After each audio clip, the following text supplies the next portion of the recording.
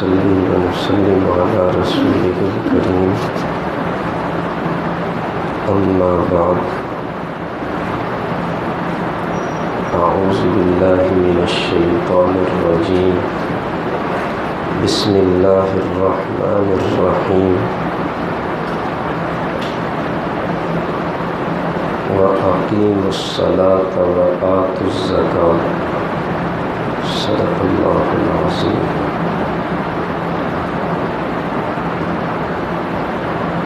نماز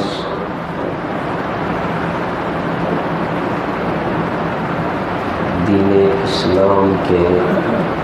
ستونوں میں سے دوسرا اہم ستون ہے، اور ارکان اسلام میں دوسرا اہم رکن نماز ہے۔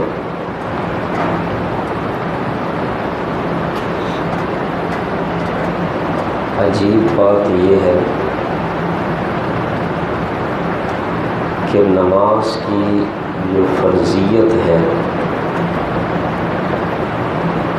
یہ صرف اس امت محمدیہ کے لیے خاص نہیں، بلکہ اس سے پہلے جتنی بھی شریعتیں اور امتیں گزری ہیں ہر امت پر اور اس کے رسول پر کسی نہ کسی صورت میں کسی نہ کسی حیت اور نوعیت میں نماز فرض رہی ہے، اور نماز یہ اس امت کا فریضہ رہا ہے۔ قرآن پاک میں سیدنا ابراہیم علیہ السلام کا جب ذکر کیا جاتا ہے کہ ابراہیم علیہ السلام نے اللہ کا حکم پا کر جب اپنے اکلوتے بیٹے حضرت اسماعیل علیہ السلام کو اور اپنی زوجہ محترمہ حضرت ہاجرہ علیہ السلام کو ایک سنسان جنگل میں چھوڑا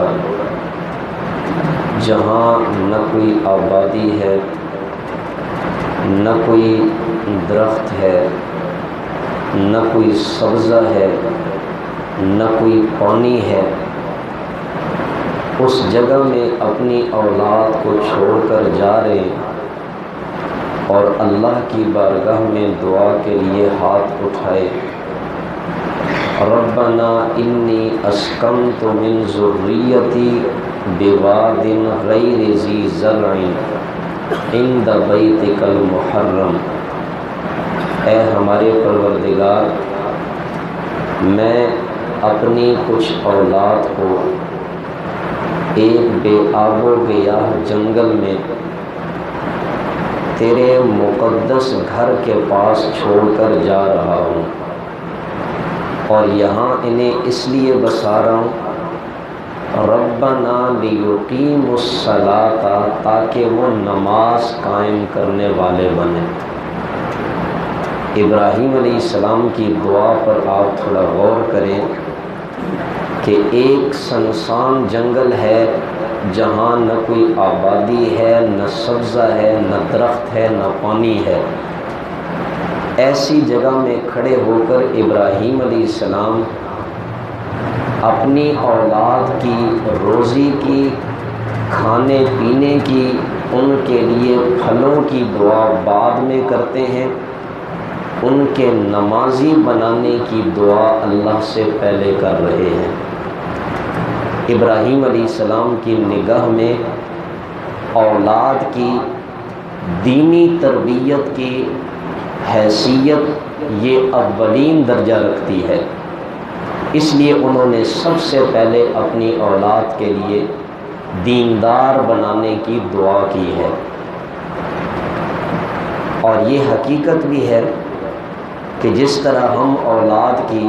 جسمانی تربیت کی فکر کرتے ہیں، اس کے لیے دن رات ایک کر دیتے ہیں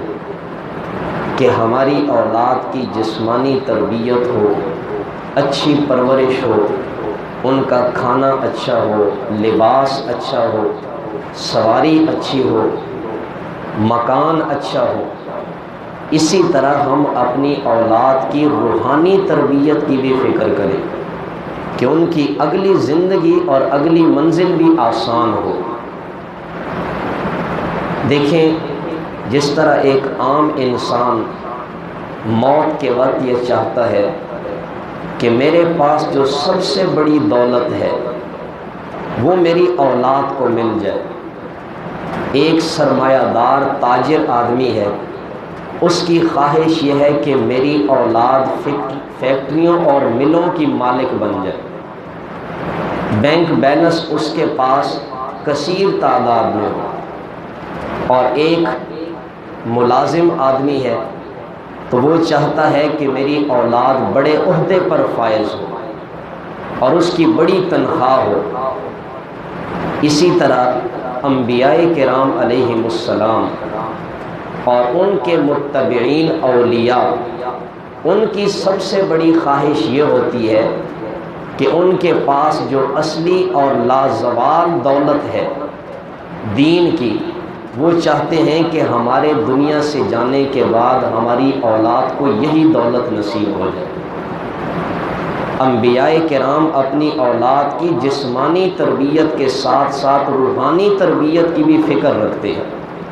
کہ ہماری اولاد جہاں دنیا کے اندر جسمانی تربیت پاتی ہے، وہاں ان کی آخرت والی منزل بھی اچھی بن جائے۔ اور اس فکر کی ہمیں اپنی اولاد کی روحانی فکر کی زیادہ توجہ ہونی چاہیے کہ ہماری اولاد کی آخرت اچھی بن جائے، ہماری اولاد کی اگلی منزل آسان ہو جائے۔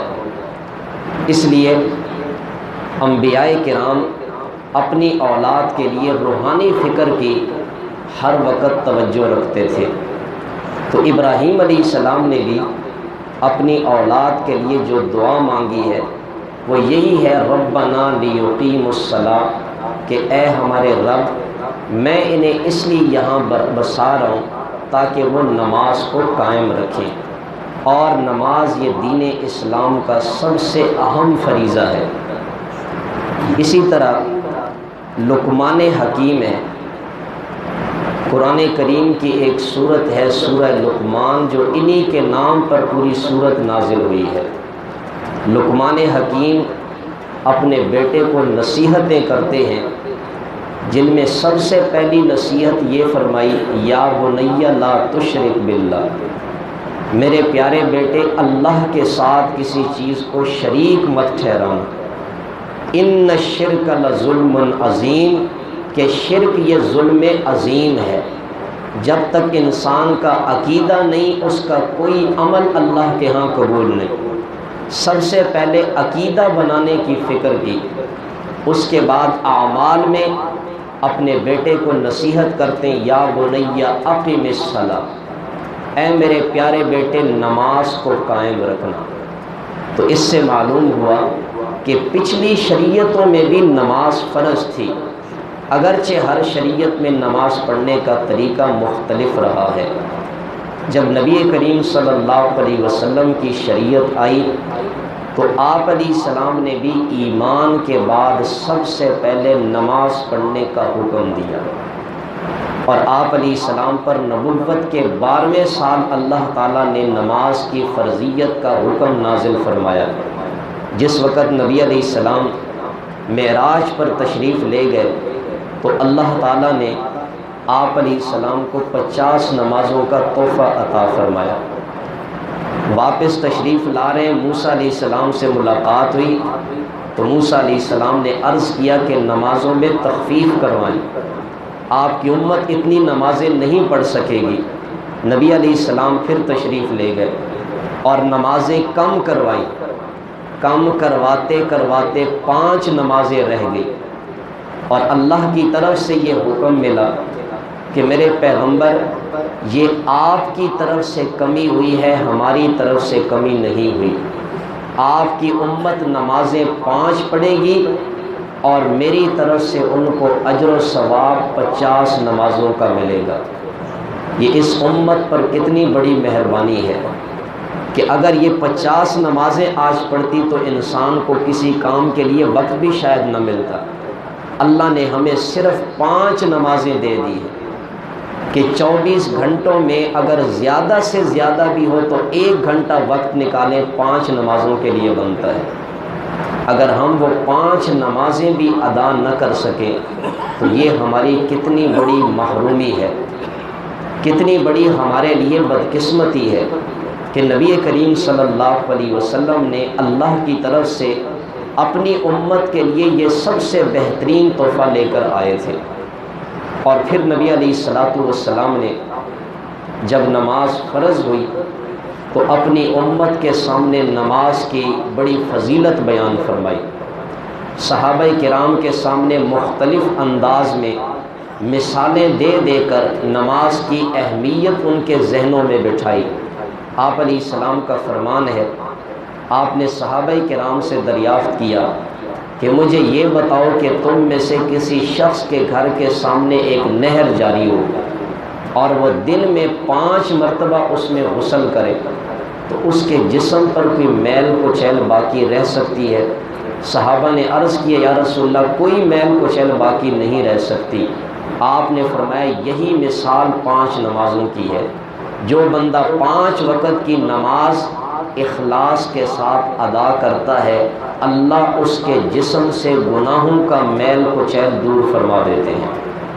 اور ایک دفعہ نبی علیہ الصلوۃ والسلام پت جھڑ کے موسم میں گھر سے باہر تشریف لائے، ابو ذر غفاری رضی اللہ تعالیٰ عنہ آپ علیہ السلام کے ساتھ ہیں۔ آپ علیہ السلام نے ایک درخت کی ٹہنیوں کو پکڑا، اسے ہلایا تو کثرت سے پتے گرنے لگے۔ آپ نے فرمایا اے ابو ذر، عرض کیا یا رسول اللہ حاضر ہوں۔ آپ نے فرمایا کہ جس طرح اس درخت سے یہ پتے کثرت سے گر رہے ہیں، اسی طرح جو مسلمان اخلاص کے ساتھ 5 وقت کی نماز ادا کرتا ہے اللہ اس کے جسم سے گناہوں کو بھی اسی طرح جھاڑ دیتے ہیں۔ تو عرض کر رہا تھا کہ یہ نماز دین اسلام کا ایک اہم فریضہ ہے اور یہ ہر شخص عاقل بالغ مسلمان پر فرض ہے، اور نماز یہ کسی صورت میں بھی معاف نہیں ہے۔ حتیٰ کہ اگر انسان بیمار ہے تو شریعت کا حکم یہ ہے کہ کھڑے ہو کر نماز نہیں پڑھ سکتا، بیٹھ کر پڑھے، لیکن پڑھنی ضرور ہے۔ بیٹھ کر نہیں پڑھ سکتے، لیٹ کر پڑھ لیں، اشارے سے پڑھ لیں۔ مسافر بھی ہے قصر کر لے لیکن نماز پڑھنا اس کے لیے بھی فرض ہے۔ تو یہ نماز اہم فریضہ ہے اور تمام مسلمانوں پر یہ فرض ہے، کسی صورت میں بھی معاف نہیں ہے۔ اس لیے اللہ تعالیٰ سے دعا ہے کہ اللہ ہمیں 5 وقت کی نماز کی پابندی نصیب فرمائے اور اپنی اولاد کی بھی اللہ تعالیٰ ہمیں دین کی فکر کرنے کی توفیق عطا فرمائے۔